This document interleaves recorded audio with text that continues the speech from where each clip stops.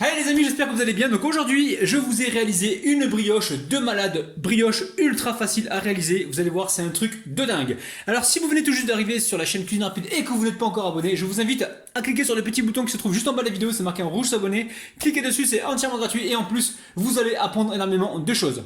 On part en cuisine. Très simple. Pour réaliser cette brioche, il va nous falloir 500 g de farine, 90 g d'huile, 2 œufs entiers, une cuillère à café de sel, 80 g de sucre, 4 cuillères à soupe d'eau de fleur d'oranger, 8 g de levure sèche boulangère et 180 g de lait tiède, les amis. Alors, dedans là, vous voyez, j'ai mis les 2 œufs, j'ai mis le sucre, le sel, la farine pour gagner de la place. Donc le lait, c'est pas en millilitres, les amis, c'est en grammes. Vous pesez bien en grammes le lait, ok? Alors là, je vais m'adresser 2 minutes aux gens qui ratent leur recette. Alors, beaucoup de gens n'ont pas de balance. Les amis, moi je vous conseille, franchement, acheter une balance comme celle-là ou autre. Mais acheter une balance, c'est très très précis la balance. Après, je sais qu'il y en a qui utilisent ça pour peser. Si vous utilisez donc ces verres doseurs, les amis, respectez bien ce que vous pesez. Par exemple, là, on a le grammage pour la farine. Il y en a qui utilisent la farine là où on doit peser le sucre pour peser justement la farine.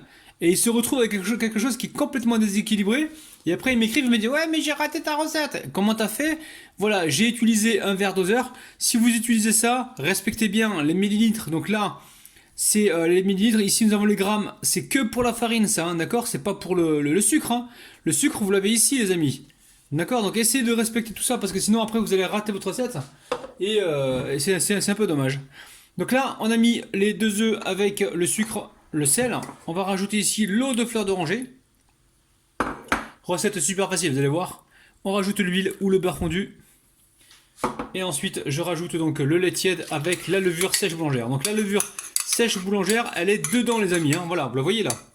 Vous la voyez, voilà, la fondue. Donc là, il y avait 8 grammes. Hein. Alors, hop là. Je vais essayer de retirer un petit peu ce qu'il y a sur la cuillère. Alors, dans un premier temps, je vais venir utiliser la cuillère en bois pour mélanger le tout. Hein.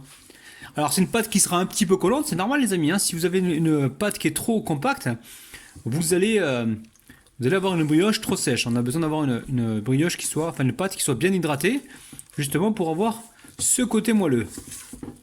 Donc là, on utilise la cuillère en bois dans un premier temps et ensuite je vais l'amener au robot. Maintenant, vous pouvez faire le mélange uniquement avec la cuillère en bois, il n'y a pas de problème. Hein. Allez, je mets ça dans le pétrin et je vais mélanger pendant environ, je vais pétrir pendant environ 3 minutes. Hein. Vous pouvez le faire à la main si vous voulez, à la main c'est 5 minutes environ. Donc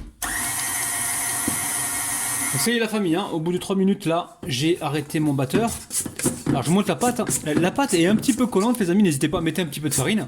C'est tout à fait normal qu'elle soit collante, hein. Justement on va avoir du moelleux. Donc là je la décolle légèrement. Ensuite je vais venir mettre du papier film. Alors papier film, je me retrousse les manches. Hop là, je recouvre comme ceci.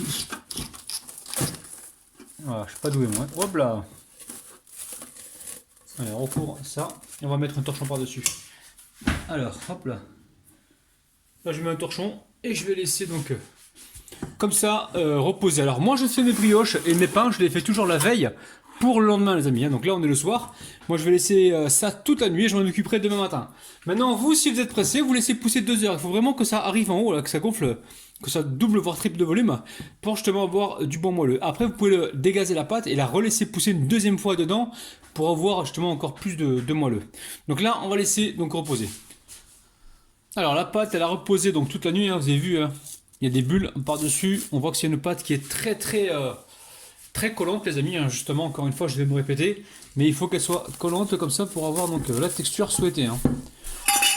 Hop là. Allez, je récupère un petit peu de farine, j'en mets par-dessus comme ça. Je récupère ma petite palette. Pareil, je vais venir la refariner un peu. Et je commence comme ça à dégazer ma pâte. Donc je vais bien sur le côté.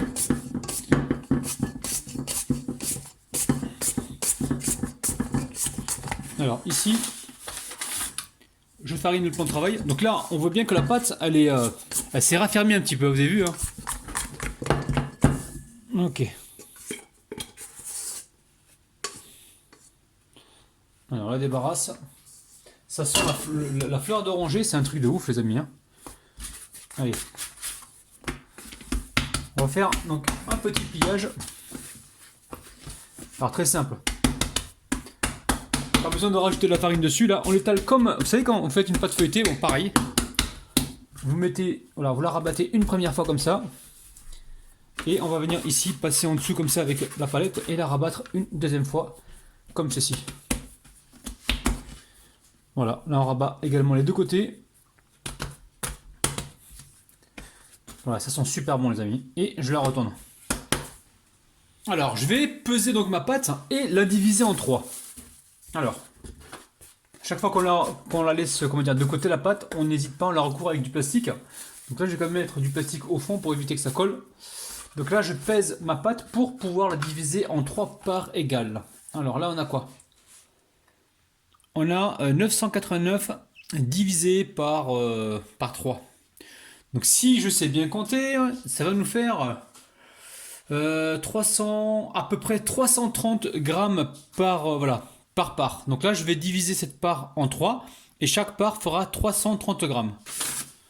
Alors, on farine le plan de travail. Je dépose ma pâte sur le plan de travail. Et maintenant, j'ai besoin de me retrouver avec des parts qui font 330 grammes. Vous voyez bien, les amis? Allez, hop là, je vais mettre ça de côté. N'hésitez pas à fariner votre plan de travail parce que la pâte, elle colle bien comme il faut. Allez, ici, on se coupe. Ce que vous voyez bien, les amis. On va se couper une part. Donc là, il nous faut environ 330 grammes. Là, j'ai 345. Hop là. Je retire encore un petit peu jusqu'à temps que j'arrive à 330 grammes. Vous avez vu, au départ, la pâte, elle collait. Maintenant qu'on a un petit peu fariné, elle colle plus. 314. Allez. Là, on est à 330 grammes, les amis.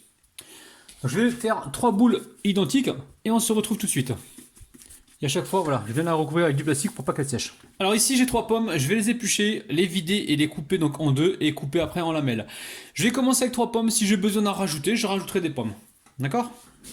Allez, je coupe ça, enfin j'épluche ça et on se retrouve donc tout de suite. Donc là, je vous montre les amis, vous avez vu. Donc là, j'ai creusé la pomme. Et ensuite, je viens ici faire des lamelles. Alors, je vous montre la taille des lamelles environ les amis, vous avez vu. Pas trop fin, pas trop épais. Ça y est, mes pommes sont épluchées et coupées. Je les mets de côté pour l'instant. Ici, je récupère un moule. Le moule, la famille, il fait environ 24 cm. On va le vérifier tout de suite. Ouais, 24 cm de diamètre. Donc là, j'ai beurré une première fois. J'ai mis un papier cuisson au fond. J'ai rebeurré par-dessus pour plus de sécurité. Allez, ici, je récupère ma première boule. Alors, première boule. Je vais venir comme ça l'étaler d'abord à la main. Voilà, fariner un petit peu. Vous avez vu, la pâte, elle s'est raffermie, les amis. Elle était molle au départ, et là, c'est raffermi. Donc là, je vais l'étaler comme ça. On peut peut-être prendre un rouleau. À vous de voir.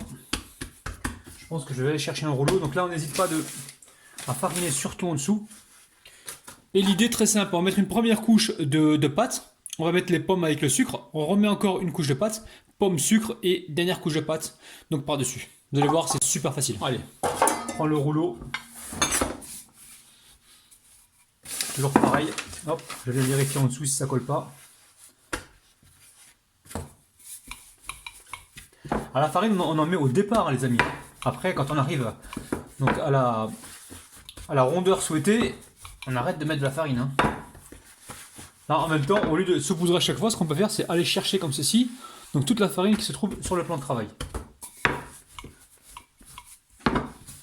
Allez, hop, on l'enroule donc, hop là, sur le rouleau. Ici, je récupère mon moule et je viens dérouler le tout. Alors, hop là. Là, ensuite, on vient replacer comme ceci. Alors, vous inquiétez pas, si ça dépasse un peu, c'est pas très méchant. On va venir comme ça appuyer sur le contour.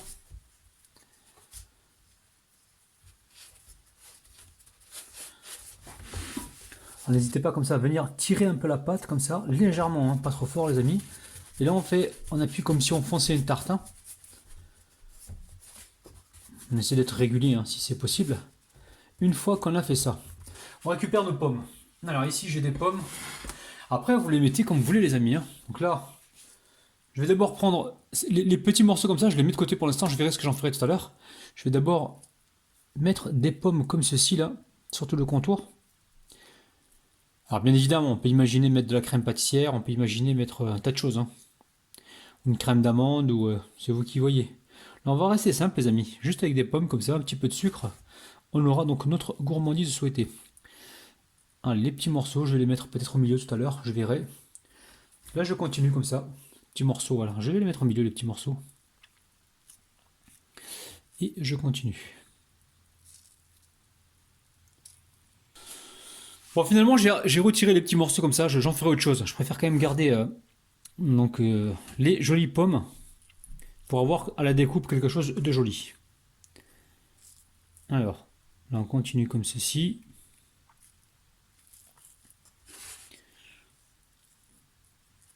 Alors, là, on a fait ça. Une fois qu'on a fait ça, alors, soit vous prenez du sucre blanc, ou soit vous prenez du sucre roux, hein.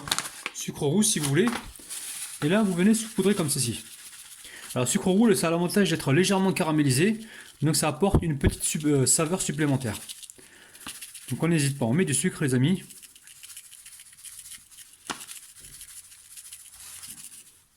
Vous voyez, les amis, hein, on a dépassé un petit peu ici, c'est très bien, c'est ce qu'il faut faire. Donc là, on essaie de rester régulier, n'ayez pas une pâte qui soit plus haute que l'autre. Voilà, ayez quelque chose de régulier si possible. Voilà, je mets de côté pour l'instant. Et je vais attaquer donc la deuxième pâte, je vais l'étaler et la mettre dessus directement. Allez, hop, je vais l'étaler. Allez hop, je récupère ma pâte. Donc vous faites le disque de la taille du moule, hein, d'accord? Même si ça dépasse un petit peu, c'est pas bien méchant. Voilà, là on met le disque et on va venir donc rééquilibrer. Voilà, arrangez-vous pour ne pas avoir justement trop de pâte d'un côté, parce que sinon à la découpe, vous allez avoir plus de pâte d'un côté que de l'autre, et c'est moins agréable, les amis. Donc là, on va venir souder comme ça les deux parties, et en même temps, on en profite pour appuyer et créer un nouveau rebord. Vous voyez ce que je veux dire, les amis? Voilà. Là, ce qu'on veut éviter, c'est que le sucre avec les pommes, ça va dégager un petit peu d'eau. Si on laisse trop ouvert sur les côtés, ça va déborder donc sur le côté, et ainsi, ça va caraméliser donc sur le côté. Et lors du démoulage, on n'aura pas quelque chose de super joli. Donc là, on soude comme ceci, on crée un nouveau bord. Allez, on continue. Alors, pareil, je viens... Oula, j'ai reçu un message. Donc là, pareil, je vais mettre du sucre. Alors, par contre, là, je vais essayer de pas trop aller sur les côtés parce que le rebord, il est pas très haut, hein. Alors, on sucre comme ceci. On peut mettre de la cannelle, les amis, hein. Si vous aimez ça, mettez de la cannelle, hein. Il n'y a aucun problème. Allez, pareil, là, je vais étaler donc ma dernière pâte.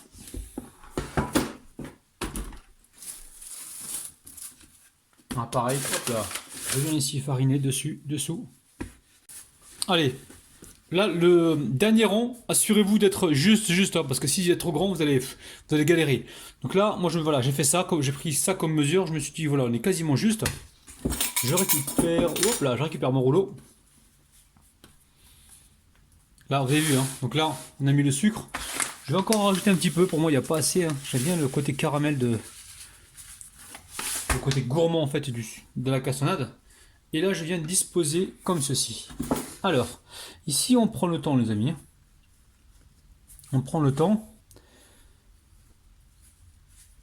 Alors, ici on va venir régulariser comme ceci.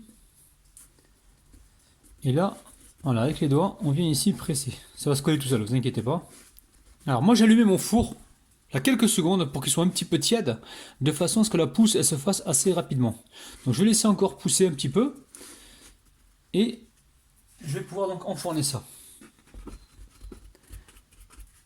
Alors là je vais prendre une cuillère.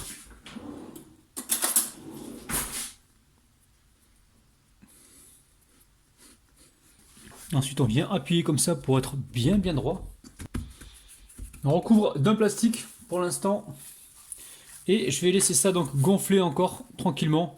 Peut-être 30 minutes encore, on verra. Toujours dans un endroit qui soit tiède. Il faut vraiment que ça gonfle. Alors au total, j'ai laissé environ 45 minutes pousser dans un four qui était éteint, qui était juste tiède, les amis, hein. Donc il faut vraiment que ça dépasse un petit peu le moule. Allez, ici j'ai de la dorure. Donc là j'ai un jaune d'œuf avec 2 cuillères à soupe de lait. Je vais venir juste badigeonner comme ça avec tendresse et délicatesse.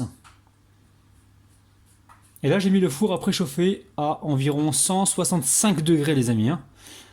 On va pas y aller trop fort parce qu'on veut pas avoir une... On veut justement avoir une belle couleur. Donc on met pas le feu trop fort. Alors ici je vais mettre des amandes, donc amandes concassées, elles sont pas grillées les amis, hein. On met un petit peu. Et je vais aussi rajouter du sucre comme ça, sucre cassonade. Ça va apporter le côté croustillant de la recette. Franchement là les amis, on va se régaler, hein. On rajoute encore un peu comme ça. Et là encore un peu d'amandes.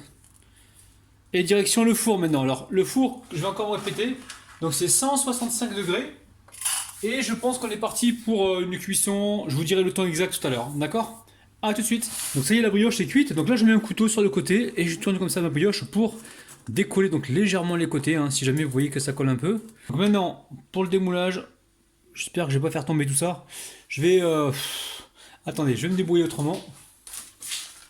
Ok, je récupère une feuille de papier. Je retourne comme ça le... Voilà, la brioche. Hop là, regardez-moi ça les amis, c'est un truc de ouf. Superbe brioche.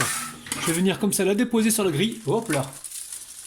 Voilà, là j'ai pris le papier justement pour éviter de perdre trop de graines et trop d'amandes. Donc regardez-moi ça les amis, brioche de ouf.